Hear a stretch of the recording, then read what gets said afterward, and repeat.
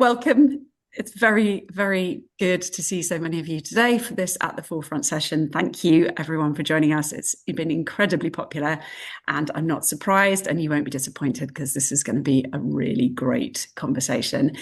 Cathy Wassell, the founder and the chief exec of the Autistic Girls Network, has done some phenomenal things already and is looking forward to the future where she's going to be doing even more really exciting stuff. Autistic Girls Network, for those of you that don't know, it's a charity that is reshaping how support for autistic girls and non-binary young people is designed and delivered. Cathy had seen firsthand the impact of missed and delayed autism diagnoses in girls who are particularly, we'll talk about this more later, but as I understand it, they're particularly effective often at masking autism. And she was determined to fill those gaps in support that are out there.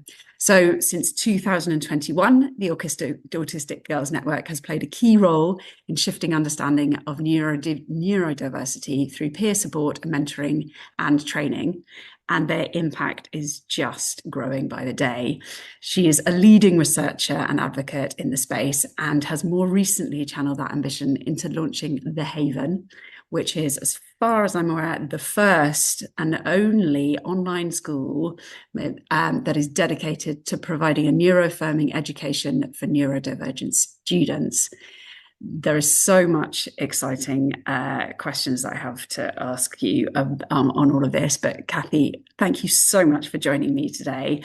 Let's Thank you for having me. start with the very basics, which is, Cathy, can you just tell us a little bit more about what the Autistic Girls Network do and why your work is so important? Sure, yes. So, yeah, we are a fairly young organization. We're a very small charity, although we're growing pretty quickly. Um, and a lot of what we do revolves around what our beneficiaries need, basically. So it's very fluid. Um, I talked to a new finance person this week who said that she could do budgets for us, and I said, I just don't. I don't want you to be too wedded to that budget because my ADHD brain tends to see budgets as something to be broken. So, and 5-year strategies, we don't really do those either. Things change a lot, things change quickly.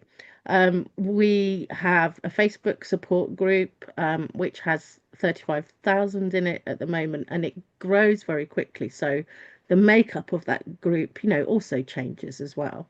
And we do the things that, um, first of all, we found that we needed. So my board is almost entirely neurodivergent, and the only person who isn't neurodivergent has a neurodivergent child or two neurodivergent children. So we are very much lived experience, and we want to provide the things that weren't around, for our children when we were dealing with all of this. Most of our experience has been around all the things that people really need. So support in the community, um, loads about education. Really, everything revolves around schools and the support in schools, and unfortunately, crashing out of the education system. So we started with one face-to-face group in Stratford-upon-Avon, and we now have 20 face-to-face groups for young people. We also run some adult peer support groups for autistic women or neurodivergent women generally. We do mentoring, although we don't have funding for it at the moment, so we can only do private mentoring currently. We do a lot of school training. So this year we've been working with the Department for Education's PINS program, which stands for, what does it stand for? Partnership for the Inclusion of Neurodiversity in Schools. And we've worked with 10 local authorities, and probably, I think we delivered, let me just check, 66 webinars and 59 assemblies across England. So that's probably working with around 14,500 people in schools, in primary schools in England. Um, and then the Haven. So the Haven was born out of so many young people in our community who were crashing out of the education system, who were unable to go to school, can't, not, won't. Um, Really, really distressed by school. My own daughter had that experience too. She was out of school for 18 months. Um, had she not found a place in a very, very nurturing specialist provision, which luckily she did, she definitely wouldn't have got GCSEs. I don't know. I don't know where she would be now, or if she would be here at all, quite frankly. So that kind of support is just unbelievably important. And so it nothing was being done. Nothing is still being done by the government about all of these young people who are unable to attend school. Um, some young people are pretty much abandoned. We've had parents talk to us about the Haven who really want to come. They want their child to attend, but of course there isn't state funding for online schools. And we're not the first specialist online school. We're probably the first non-profit specialist online school. Um, but their school can't support them, can't meet their needs, um, but won't provide alternative provision. Maybe can't provide alternative provision. Schools, have are very underfunded, very under-resourced. It's hard, but they hadn't applied for an EHCP, an Education, Health and Care Plan, and therefore the state won't provide specialist provision. So they're just stuck in limbo. Nothing for them to do. We have young people who are onboarded at the Haven who've been out of school for 5 years. So, it's a really, really big, growing problem. And unfortunately, it's not tackled in the school's white Mm. paper, which is in the news so much at the moment. I'm just really keen to make sure that everyone, all of this on this call, understands that. So back in December 24, it was only Cathy that was running Autistic Girls Network. She now has 10 people working for her, and you employ over 60 neurodivergent women in the support mechanisms that you provide. So I just want everyone to realize quite how fast and impressive what you are building is and how quickly it has come about, because I think that is something that is really important for people to understand, is that you are providing an unbelievably swift reactive solution to while you say, which is terrible, that the challenges are getting worse and there are more young people who are not in school and are not being supported. You are doing your very best and doing an incredible job in managing to meet that need. So yeah, I just want everyone to kind of take hope from that as well, because while things are getting worse, on the one hand, there are solutions out there like this There one are that, fabulous solutions out there. yeah. There are brilliant alternative provisions, whether they're online or whether they're face to face or whether they're forest schools or, there is definitely provision out there. And there are people who are, really, really dedicated and passionate about Mm. providing it, but it can be hard to find them. Yeah, absolutely. And this is why, yeah, hopefully raising the profile can help with that. But so, Cathy, going back to the kind of diving in a little bit deeper into the challenges, why is it that autism diagnoses are so often missed in girls? Obviously, I mentioned this very briefly in the introduction, and tell us a bit more about the terrible impact that this can have. Yeah, so there's a lot of reasons why. Some of them are societal. We treat girls differently to boys, and apologies for this part being a little bit binary because most of the research is very binary. We expect boys, excuse me, we expect boys to like being messy, for example. We expect girls to be a bit more shy. Those are just massive generalizations, of course they are. But it means that we do expect different behavior from girls versus boys. Um, what we talk about really at Autistic Girls Network is not a girl presentation and a boy presentation, because that isn't true, but more like an internal versus an external presentation. And when you think about it that way, it becomes much more obvious why those who have an external profile are much more likely to be referred, noticed, referred, diagnosed, supported.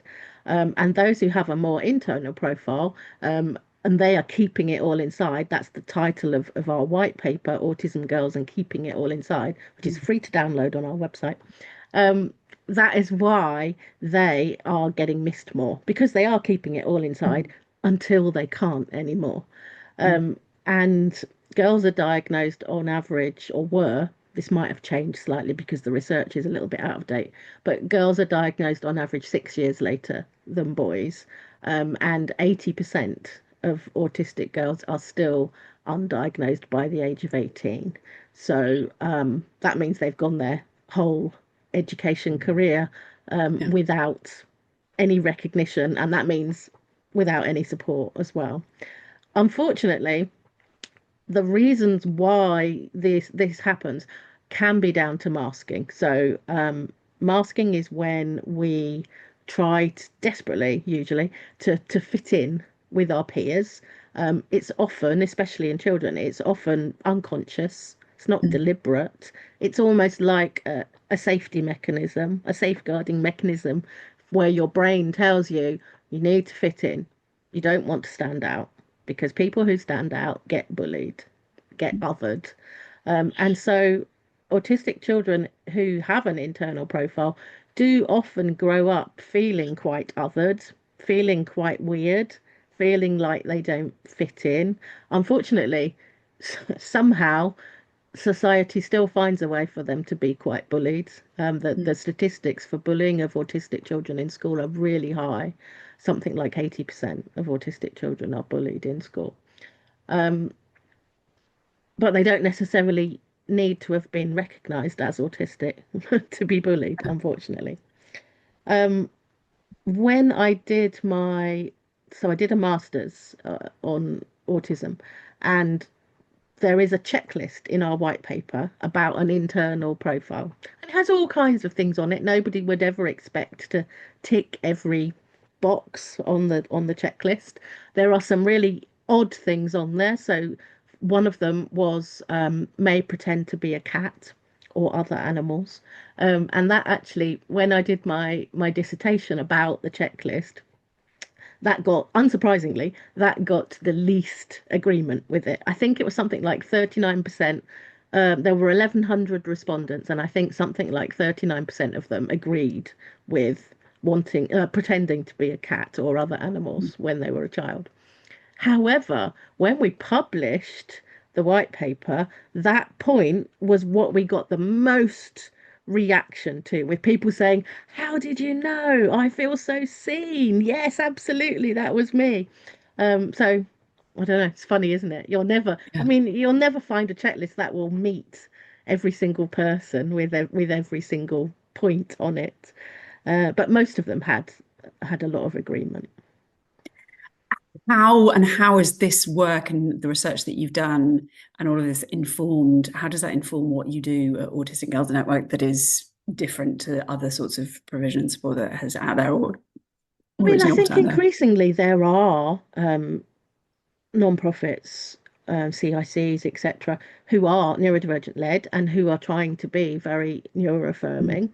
Um, and really, it permeates everything. So when I set up the Haven, I needed to upskill myself very quickly and do things like prevent training and obviously all of the safeguarding training particular to education. And obviously, to run groups, I'd obviously already done safeguarding training, but really particular DSL training.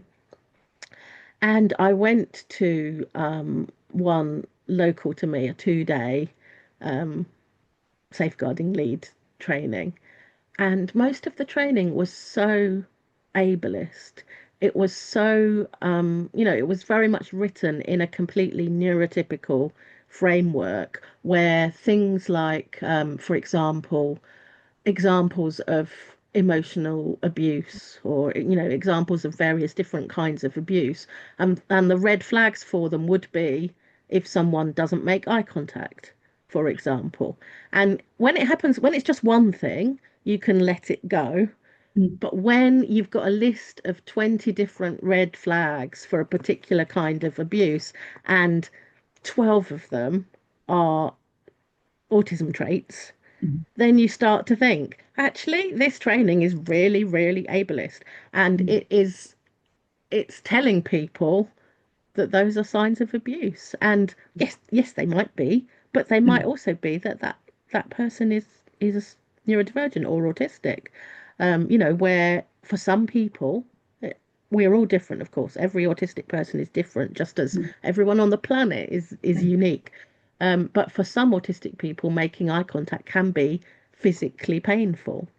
Mm. So we say to look at the bridge at the top of your nose between your eyes, and if you do that, most people cannot tell that you're not actually looking them in the eye.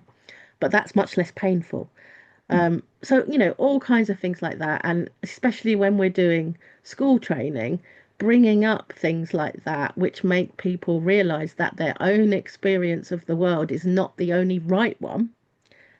That's really important because then that just makes them think, oh, hang on, if I'm not right about that, or if there are Mm. other ways about to think about that, then I'm going to do things differently. Yeah. And anyone that's heard me speak before will have heard this already, so I'm sorry if you have. But I often use the example for my daughter before anyone knew that she was autistic. She was at secondary school, so it must have been year seven, I think, because she crashed out shortly after that.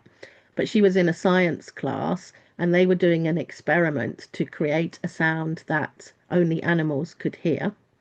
And by that point, she was pretty much situationally mute in school. She didn't raise her arm to speak. She didn't speak really in class. But she said, I can hear it. And the teacher kind of poo-pooed it. And she pushed back. And I know that she wouldn't have been rude because she would have been absolutely mortified to be rude to a teacher. But she said, no, I can hear it. And that teacher gave her a detention because he could not conceive of the idea that somebody could experience the world in a different way to him. Now, I can hear electricity in light switches and things. Other people have different experiences to us, Mm. and we need to listen to them and believe them. That's such a fantastic example of, and that, I mean, for me, that just really brings home how, if you can hear electricity and night switches, your experience of the world must be so different in terms of, what is overwhelming and what is not, because you're clearly hearing things Yeah, and, totally and that's differently often the from, problem in yeah. schools. Often the problem for our cohort of autistic girls and non-binary young people is often that a mainstream curriculum can be fine for them if they don't have an accompanying learning disability. Learning disability is not part of autism. It's an add-on, if you like. So if you don't have a learning disability, you might very well be perfectly comfortable with a mainstream curriculum. In fact, you might be really, really Yeah. bright. Yeah. Um, but you may be unable to cope with a mainstream environment, especially in, big schools that have 3,000 people in them. That might be absolutely impossible because you can't filter stuff. Your sensory system doesn't allow you to filter noises or smells, or so when you are trying to concentrate on what the teacher is saying, you're also hearing somebody behind you clicking their pen, or you're hearing somebody talking in the corridor, or you're hearing the cars outside, or all of those things can become overwhelming. And when you are stressed, all of that builds up. So stress and anxiety will exacerbate all kind of sensory experiences. So by that point, you then might not be able to tolerate the sound of somebody eating, for example, which will make the dinner hall an absolute torture chamber for you. Mm. So all of that is very difficult. And all of those should be flags that teachers can see, but teachers can't be expected to Mm. know everything. My And daughter, it's my daughter didn't eat at school for a year. Now, that should have been a flag for what was happening, but it yeah. wasn't. And especially if teachers have got 30 kids in a class, and Exactly, yeah. yeah, it's they've got a lot going on. Mm. So, I mean, this sort of leads quite nicely onto my next question is about, which I think the answer is probably going to be no, but how are schools and corporates and charities well equipped to be inclusive of neurodivergency? And Well, there's the yeah, multi-million yeah, dollar question, isn't exactly. it? Yeah. I mean, some big schools will never be a suitable place Mm, for some autistic children. That has to be said in the first place. And it's because of the environment. It's because they're so big that it's impossible. However, um, you know, sympathetic the staff are to the autistic child themselves and their needs, they can't vanish the other 2,999 people in the school, So um, some places just aren't going to be suitable for everybody. But that's the point, isn't it? That's why we set up the Haven, because you need choice. It's mm, not going to suit everybody. Not everybody can cope with online. My daughter certainly wouldn't have been able to. So this would have been no use for her. But if you have options, then you can find the right fit for you. But in general, understanding and more teacher training, which the government has said that there is a budget for, but that budget actually only covers not even half a TA per school. Um, More training is absolutely necessary. And because we've worked in 10 local authorities, we have quite a good overview of mm. what's happening.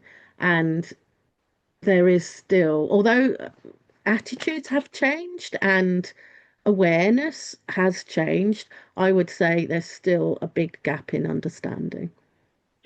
Tell us a little bit more about the training that you do in schools and the impact that it has.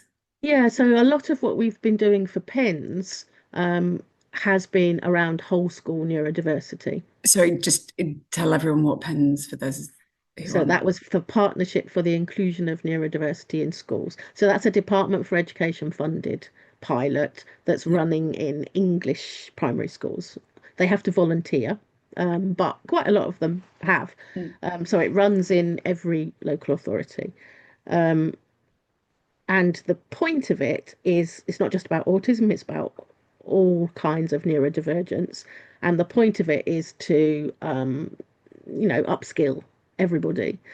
But I believe, certainly last year, when we went to the kind of highlights session that the DFE ran, we were the only ones who were offering something that was for the children.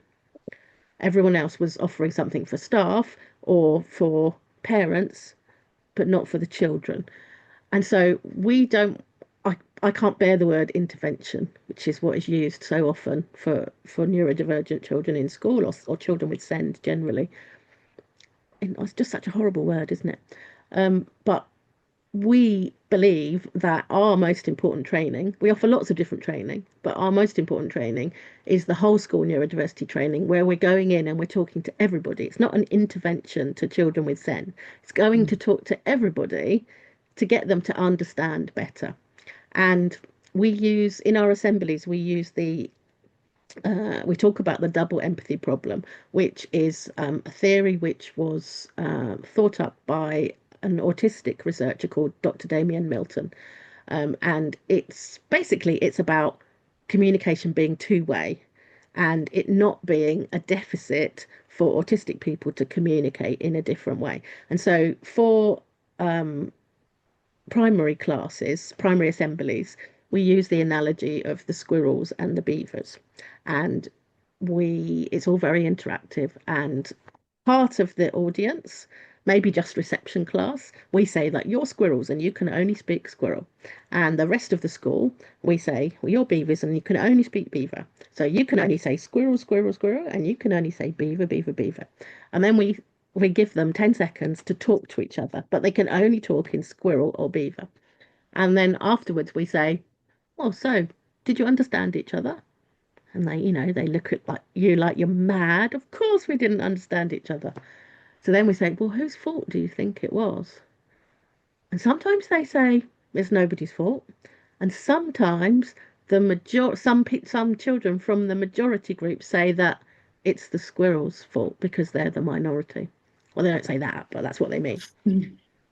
And so then, of course, we say, well, what would you say if society said that it was all the squirrel's fault and that they had to change and be more like a beaver, and they couldn't speak squirrel anymore, they could only speak beaver? Do you think that's fair? And of course, the whole hall says, no, it's not fair. And then, of course, we talk a bit more about neurodiversity. But it's very powerful, and we've had parents often are invited and come. We've had parents crying because, you know, nobody's ever talked about it like that before. We've had children putting their hands up and saying, I'm autistic, I think I'm autistic. And it's really nice, and it really gets them talking, and the feedback is from teachers is that it brings up a lot of questions afterwards, and they're much more um, happy to talk about it. And we want it to be normalised to talk about it. Pretty much a quarter of the population are neurodivergent, not autistic, but neurodivergent. So we all should be talking about it. We all should understand it. It should be absolutely okay to talk about that and to, it's just another way of being human, isn't it? But if it stops some of the bullying and it stops some of the stigma, then our job will be done. Are you seeing positive shifts more in? I think so, but Yeah. the problem is, and by problem I don't mean neurodivergent people. I mean the issues that they face. They are so big that it is definitely going to take some time. We would love it if you could give us, because this is always sometimes I think one of the most powerful things, but give us a story about one individual who you've worked with that has made you really proud of everything that you're doing and the effect and the Um, impact you've been able to have on their okay, lives. so I think well for me, because I ran the first group that we had. I don't run groups anymore. But the first group we had a young person, and she was probably, I don't know. Well, our first group was 4 years ago, so she was probably 15 when she started. Um, but she always said that she was 12 because she didn't want to be older. She didn't want to grow older. Still doesn't probably. She still comes to our group now. She's aged up through the groups. But when she started, um, she was at a comprehensive school, and it really sounded like she didn't get very good support at school. She used to do things like hide under the desks and things. Um, she used to she used to tell us stories about the things that she had done to get back at all the kids who had been so horrible to her. And we would say, I don't think you should tell us that. Um, but she had no friends. The only friend that she had was a 9-year-old, and we were like, what's going on here? Turned out it was her cousin, um, and that was the only friend she had. And now she um, goes out with people from the group. She goes shopping with them. She goes to a pub with them. She's been on holiday with them. So really, her life has changed. Yeah, that's given me shivers. That's such a, yeah, I mean, that's wonderful that you're able to completely change people's lives. Yeah, that's fantastic. I mean, she played a big part in it, obviously, Yeah, because she was open to it. but yeah, you're kind of but you're unlocking the potential in somebody, which is, yeah, it's phenomenal. Okay, let's move back to the more practical stuff, because I know people will be really intrigued about your expanding delivery across England and Wales. How are you navigating scaling of operations? And do you have any advice to other charity leaders around this scaling and sustainability? Because, as I've mentioned, it's happening really fast. Yeah, and we have actually registered as a charity in Scotland now, Oh, yeah. because Okay. yeah, we Not got even up to date on that. It's happening no, so well, fast. we got funding, and it was a very Congratulations. sad reason for getting funding. It was parents who fundraised for us after their daughter died by suicide. So no charity wants to get money that way, but we hope that at least we can do something with it, to build a legacy for her. So we're going to be opening some groups in Scotland, I think soon. We certainly will be doing some more things in Scotland. We opened our first group in Wales a few months ago. Sorry, I've forgotten the question, Mary Rose. I was asking about how you're navigating scaling Oh yeah. and doing it sustainably. Um, I mean, I'm not sure that I'm a very good model for that. Um, it's just kind of growing because it has to, really. And we don't have so although I have two part-time employees, wonderful part-time employees for Autistic Girls Network, and now seven for the Haven, we don't have anyone that does admin, and we don't have anyone that does finance, and we have a wonderful social media volunteer, but she is a volunteer. So I'm not sure that that is the best model, really. Um, and we do really need more infrastructure. So, and I think, the Four's core funding, which allowed us to employ a volunteer coordinator, was really transformational for us, because we are now starting AGN circles, which is going to be starting in the areas where we run groups. And so in each, our groups run, well, the new groups at least run with one paid facilitator who does the admin and a couple of volunteers in each area. And AGN Circles in each area is going to be helping with fundraising a bit, so that we're not needing to get grants to run our groups. And we're hoping that we can do things like, get the Tesco tokens and things like that. Because it doesn't cost a huge amount to run the group, but obviously it costs a lot more to run 20 groups. So if we can do a bit of local fundraising in each area, that will take the pressure off a little bit to be able to do other things. Because there's lots more that we need to do. What we really would like to do is have multiple groups in each area, so that in Stratford, we have a 9 to 12, two teens, and a young adults group. And the waiting list for the 9 to 12 and the teen groups is massive. It's about a 2 year wait for a 9 to 12 group, which is ridiculous. I know it is. But, we're not commissioned. We haven't Yeah. really got any choice over it. And usually, once people come, they stay, you see, and I don't want to shut them out.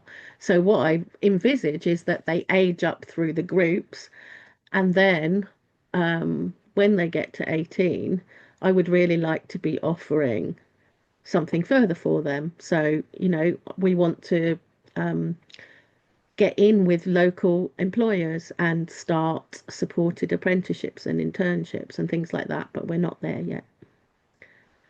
I'm Well, not sure that yeah. answered the question very No, well. no, no. I think that answered really well, because essentially a lot of what you're thinking about in terms of scaling sustainably is how you can get your earned income streams through fundraising across the board, rather than trying to rely on grants. Yes, And and obviously the grants Haven sometimes was, so difficult. there was that idea as well behind the Haven, because there's a lot of mergers and acquisitions of online schools at the moment, and they do, well, some of them do make money now. Obviously, the Haven is not making money yet because we only opened in September.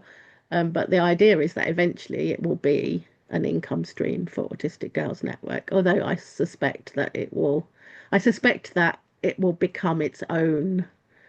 charitable. It will need to move out of the legal umbrella of Autistic Girls Network soon, and I suspect that we will find plenty for the Haven to spend its money on. Yeah. Really, our original long-term plan was to have face-to-face alternative provisions, and that may still happen. Perhaps we'll have, a Haven Manchester, a Haven Essex. I don't know. Yeah. I mean, tell us a bit more about the school, because I think everyone will be really intrigued Yeah, and so the want to Haven know a is bit an more. online provision that considers psychological safety to be the most important thing. So a lot of our current cohort, I mean, I think our cohort will change as we get better known, but a lot of our current cohort are very traumatized, have had a really tough time. If they are still on roll at school, and some of them are, then they've come to us because their attendance is rock bottom. And they are really having struggles getting in. So for some of them, they will go back to school, or at least that's what's written in their EHC plan. Um, for others, they won't be able to. And, that's all fine. So we have a mix of parents whose child is effectively home educated, whether they actually wanted them to be or not. We have a mix of local authorities paying through education other than at school, EOTAS plan, which is basically the last resort for the state. And it's hard to get, it's very hard to get. Sorry, got a frog in my throat. And we've also got those who are still on roll at school, and the school needs to find alternative provision for them because they're not attending. So it's that real mix. We recently had our first face-to-face meetup in Stratford, which was lovely. It was really nice. We went on a tour of the theatre and we went to Shakespeare's birthplace. Sorry, my voice is going out. And we had lunch in Boston Tea Party, and I was sitting with some of them, and one of them said to me, it's not like a school trip. This is like extended family, and that was lovely. That's an amazing atmosphere to be creating. Yeah, and at the moment, all of our educators are neurodivergent themselves. So it's very much, yeah, as I said, psychological safety has to come before learning because you can't learn if you don't feel safe. Yeah. So tell us a bit more about how, and that's clearly a big difference from mainstream schools, but tell us a bit more about other ways that learning at the Haven is different from mainstream and what it Yeah, looks of like in course. practice. So I think, the Haven is changing quite quickly as well. So when we first started, we had 17 learners, and now we have 34, I think. Um, and we started with only core subjects, so English, maths, science. And now we've got other things. So we've done animals in history because all of our learners love animals. Sometimes that might be the only time they turn the camera on is to show you a picture of their guinea pig or to show you their guinea pig in front of the camera. Um, and so animals in history, we looked at, cats in ancient Egypt and pigeons in World War II and llamas in Peru and things like that. Or no, alpacas or llamas, I don't know, I can't remember. And so we do different things. We do Greek mythology, and we've just onboarded a couple of new educators so we can really expand the humanities section. But as well as that, we do other things. So we have a big preparing for adulthood strand, which is obviously very neurodivergent friendly. And preparing for adulthood is something that is in every EHCP after the age of 14, has to be. It's a statutory requirement, but is rarely done well, unfortunately. So that might be something that could become an income stream, perhaps, is that we may provide a standalone preparing for adulthood course, if you like. And we also do neurodiversity university, so it's nurturing a positive neurodivergent identity, and we talk about all kinds of different things, from friendships to energy accounting, where you can stop yourself being so exhausted by kind of taking a look at your whole week and seeing where the things that really drain your energy take place. Like maybe you have a doctor's appointment or something, you find that really draining, and making sure that you put some of the things in that replenish your energy, that bring you joy. Make sure you're putting those into your week as well, so you're ending up balancing your energy and things like that we talk about. But also entrepreneurship, because if you're ADHD, you're 500% more likely to be an entrepreneur. Uh, Not surprised that I'm Yeah. ADHD, really. Uh, and so we talk a lot about that, and we've got videos from neurodivergent entrepreneurs who talk about what they have, their school experiences, maybe their experience of employment, and why they started their business and how it suits their neurodivergent brain and things like that. So all that kind of thing is very much a growing aspect of it.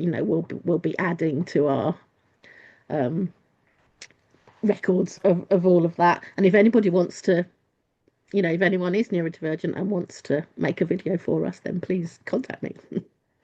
And so, yeah, there's a quick question about whether you're Ofsted registered at the Haven, yeah, but also how do you define success for a student at the Haven? So we are not Ofsted registered yet. So online schools, it's not mandatory to be Ofsted registered, but you can volunteer. And we are about to put in our application for our Ofsted online. Well, I don't think you're allowed to call it that. It's the online school accreditation, but it is run by Ofsted.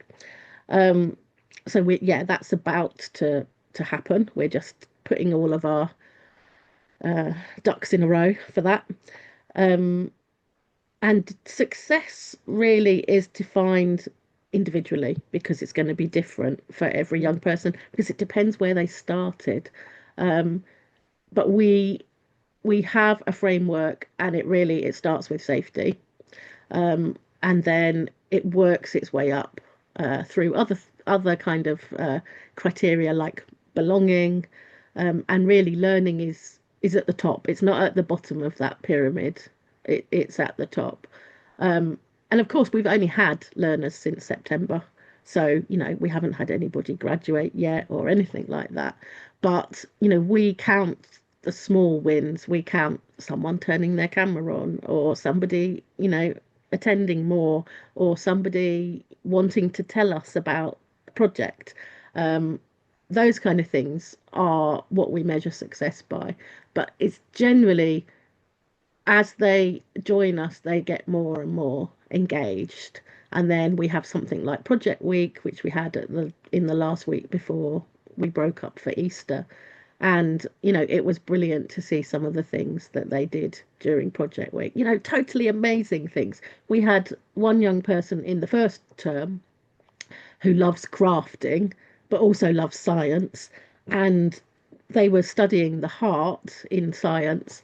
And so she had a project to do, she had an assignment to do, but she did the assignment. But to do it, she crocheted a 3D heart with like blood vessels and everything, and did a stop motion video of a blood cell going round the heart. Now, to do it, she had to have done the assignment, because it was kind of talking about how a blood cell goes round the heart. But she just did it in that medium, and it's just so amazing. That sounds like, yeah, I mean, that's a piece of art that I she know it's on created. our Yeah. social media somewhere. Yeah. Yeah. Oh, I'm going to go and find that. Sounds incredible. We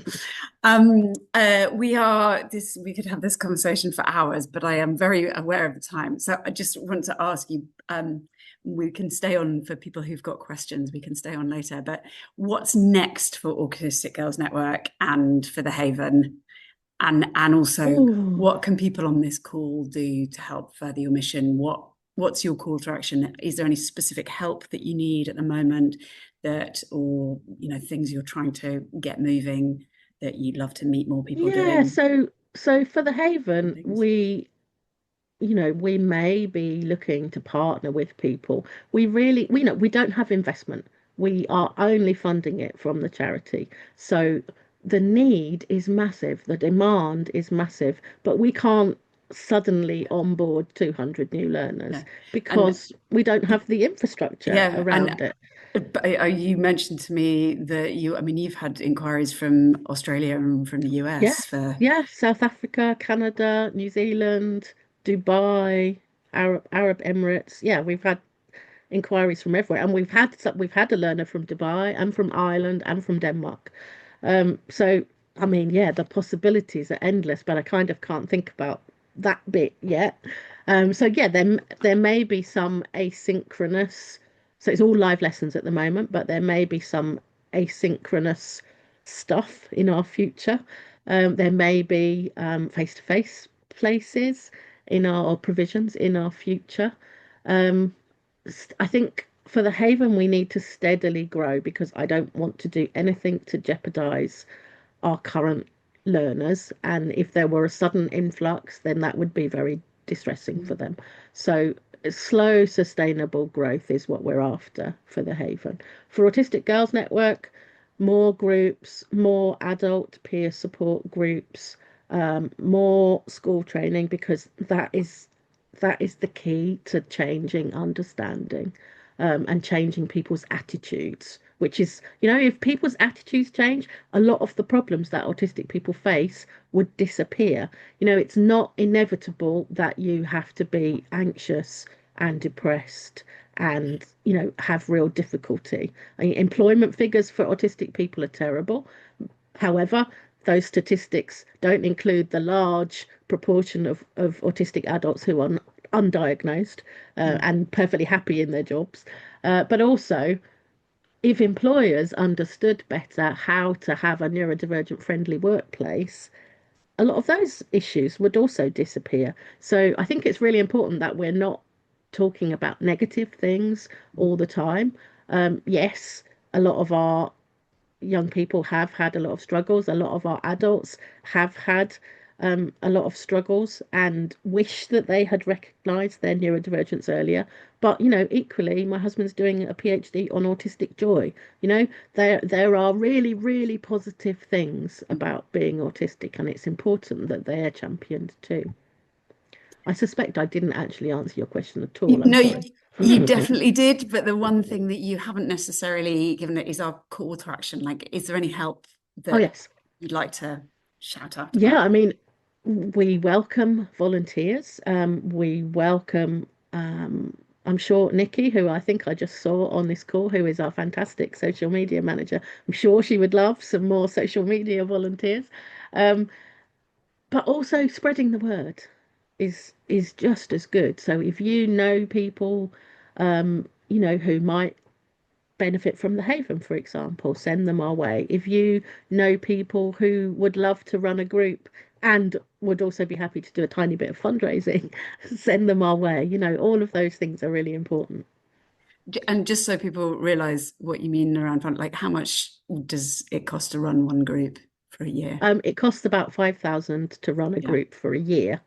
Yeah. So yeah, very much within the realms of some community fundraising. Yeah, so Yeah. your So your yeah, Tesco, your yeah, Waitrose, your Lions Rotary Club, yeah. it's not too onerous Yeah. to fundraise Um, 5,000 in a year. no, exactly. It's definitely something that's doable. But Cathy, thank you so much for talking to us today. This has been completely fantastic. You're a fantastic speaker. I've had to do nothing, Thank you. basically, except just do the odd question ask. We will call this to an official close now because of the timing. But if there is anyone in the group, I'm sorry, we haven't had very much time to ask your questions from the chat. But if anyone would like to stay on, Cathy, would you be happy to just stay on Yes, and of answer a few course. questions? That'd be fantastic. But everybody who has been logged in and listening, thank you so much and have a lovely weekend. And thank you, Cathy, again.